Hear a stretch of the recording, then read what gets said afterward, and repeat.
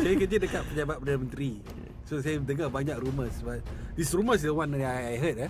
Satu daripada negeri SG4 ni, SG4 ni telah menerima peruntukan untuk tempatan banjir. Tapi duit tempatan banjir tu dia tak gunakan untuk buat tempatan banjir, sebab duit ni kena lalu kerja negeri. Negeri yang kena buat tempatan banjir ni, panggil kontraktor sebagainya. Sebab dia tak guna duit tu untuk buat tempatan banjir, dan dia gunakan duit tu untuk bagi kepada ahli parlimen dia yang dikatakan tak dapat peruntukan dan sebagainya. So duit tu sekarang dah tak ada untuk buat tempatan banjir, minta lagi dekat PM. This rumours yang I heard dan sekarang ni PM marah lah. So sekarang ni macam bagi tak amanah lah. Betul. Tak ada amanah di situ. Ada orang hantar video.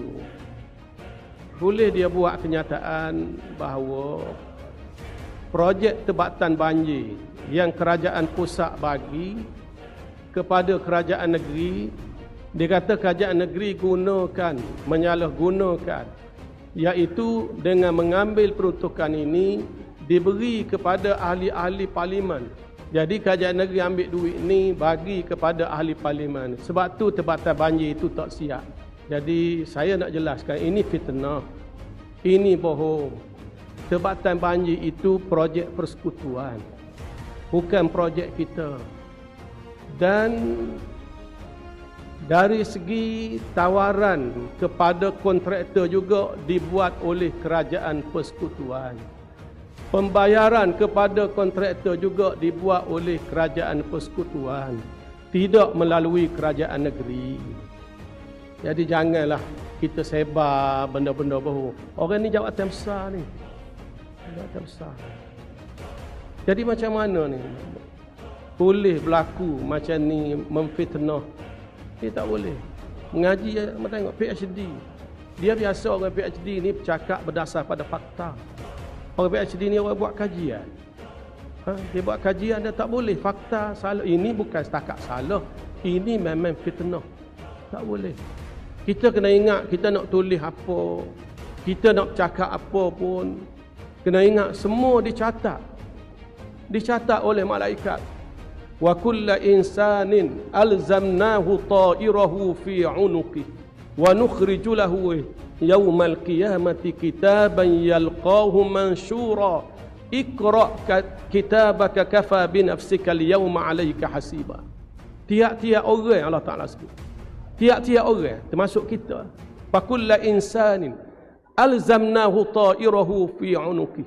Kami kalungkan nasib dia atas batang tekak dia, seksa. Nasib kita duduk atas batang tekak kita. Wa nukhriju lahu yaumal qiyamati kitaban, dan kami keluarkan baginya kitab catatan amalan, dikeluarkan, yalqahu mansyura, dan terbuka di hadapan masing-masing. Iqra kitabak. Lalu Allah Ta'ala perintah pada hari kiamat, bacalah catatan amalan kamu. Kafa binafsika al-yawma 'alaika hasiba.